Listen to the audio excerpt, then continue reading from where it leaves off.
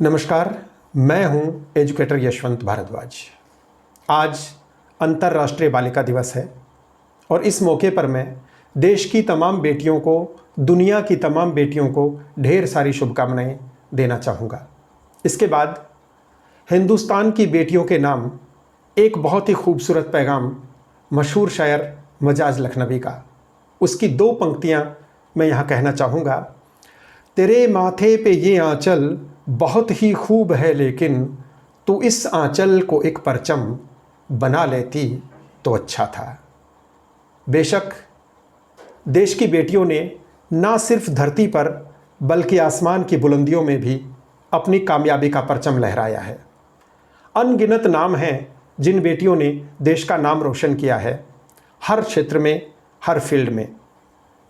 चाहे वो कल्पना चावला हों, चाहे वो सुनीता विलियम्स हों, चाहे वो किरण बेदी हों, चाहे वायुसेना के फाइटर विमान उड़ाने वाली बेटियां हों, चाहे बड़ी बड़ी साइंटिस्ट्स हों, उन सभी ने देश का नाम रोशन किया है।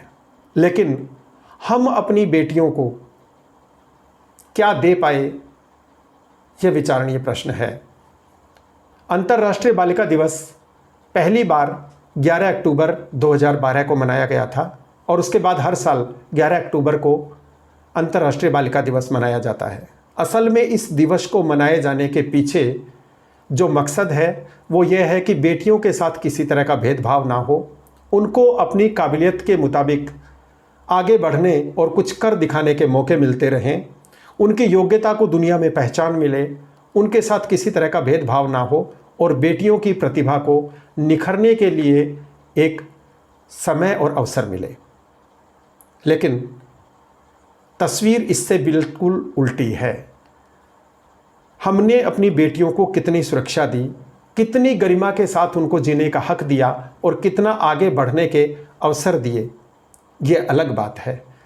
इस सबसे पहले हमें यह देखना होगा कि बहुत से मामलों में हम अपनी बेटियों को चैन और सुकून से जीने का अधिकार भी नहीं दे रहे हैं। आगे बढ़ने की बात तो छोड़िए। आए दिन सुबह सुबह बेटियों के खून में सने अखबार और बेटियों की चीखों से गूंजते टेलीविज़न सेट हमें आईना दिखाते हैं कि हम किस तरह के समाज की ओर बढ़ रहे हैं, कैसी व्यवस्था का निर्माण हम कर रहे हैं, किस तरह की दरिंदगी और वहसीपन हमारे समाज में देखने को मिलते हैं। बावजूद इसके हम अपनी जिम्मेदारी को महसूस करने और मानने के बजाय हम इसके लिए किसी और को दोषी ठहराने में लगे रहते हैं।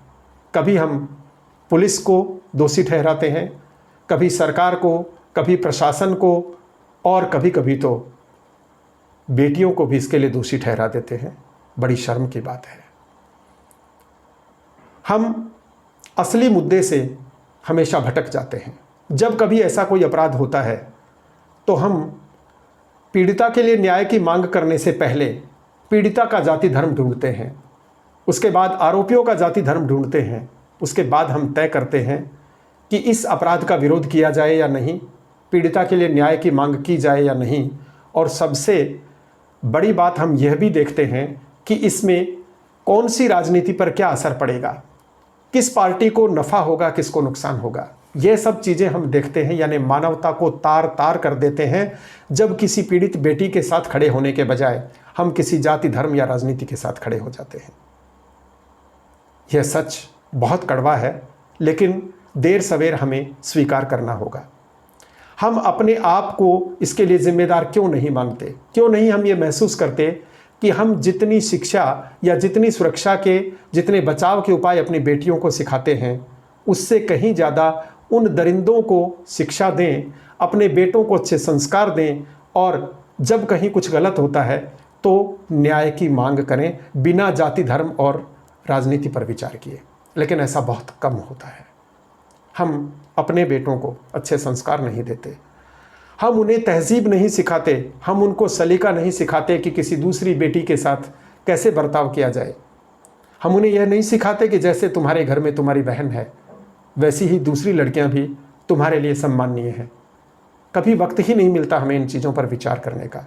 बस हम हर घटना को मनोरंजन की नज़र से देखकर बहुत सारी चीज़ों पर विचार करते हैं, यह सोचते हैं कि इससे किस पार्टी की छवि सुधरेगी, किसकी बिगड़ेगी, कौन से धर्म के आरोपी हैं, कौन से धर्म की पीड़िता है, किस जाति का मामला है, इन सब चीज़ों पर सबसे पहले विचार करते हैं और फिर सोचते हैं कि हमें खामोशी अपनानी है या शोर मचाना है। जरा सोचिए कैसे समाज का निर्माण हम कर रहे हैं। और जब तक ऐसा चलता रहेगा तब तक ये अंतर्राष्ट्रीय बालिका दिवस या बेटी दिवस या तमाम तरह के ढकोसले करने से कुछ हासिल नहीं होने वाला।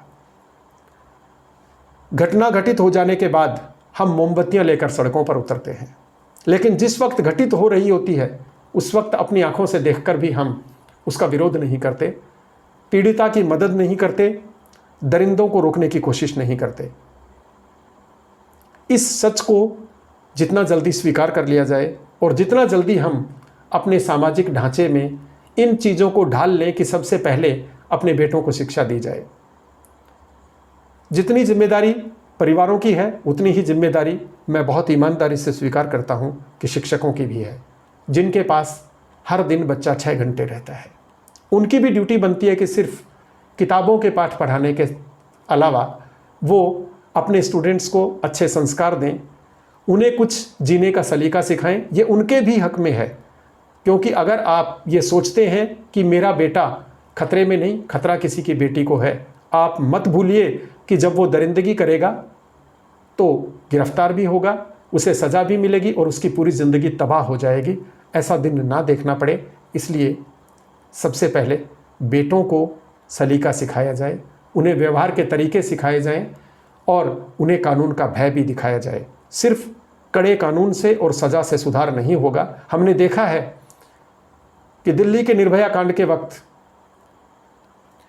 बहुत ज़ोर शोर से आक्रोश दिखाया था जनता ने, उसके बाद उन दरिंदों को फांसी की सज़ा भी हो गई। लेकिन फिर सबसे बड़ा सवाल ये उठता है कि क्या ऐसे अपराध रुक गए? आज भी ऐसे अपराध हो रहे हैं और कहीं ज़्यादा हो रहे हैं। इसलिए हमें ये नहीं सोचना चाहिए कि सिर्फ कानून से और सिर्फ सज़ा से अपराध रुक जाएंगे। ये एक पहलू है। दूसरा पहलू ये है कि हमें एक सकारात्मक सामाजिक वातावरण भी तैयार करना होगा। हमें अपने बेटों को यह सिखाना होगा कि वो किस तरीके से घर से बाहर व्यवहार करें। हम उन्हें शालीनता सिखाएं, दरिंदगी से बचाएं। और हमारा सिनेमा और हमारे टेलीविज़न सीरियल्स आज जो समाज का विभत्स और विकृत रूप प्रस्तुत कर रहे हैं उसका बहिष्कार हमें करना होगा। वो वही दिखा रहे हैं जो हम देख रहे हैं, वो वही सामान बाजार में ला रहे हैं जो बिक रहा है। हम देखना बंद कर देंगे, वो बनाना बंद कर देंगे। अभी वक्त है, हमें संभल जाना चाहिए।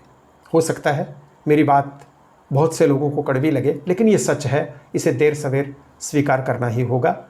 मैं उम्मीद करता हूँ कि आप मेरी इस बात पर गौर करेंगे और जब तक ऐसा नहीं होगा तब तक देश की बेटियों को सुरक्षा नहीं मिलेगी और ये तमाम ढकोसले सिर्फ ढकोसले बनकर रह जाएंगे। वीडियो देखने के लिए बहुत बहुत धन्यवाद।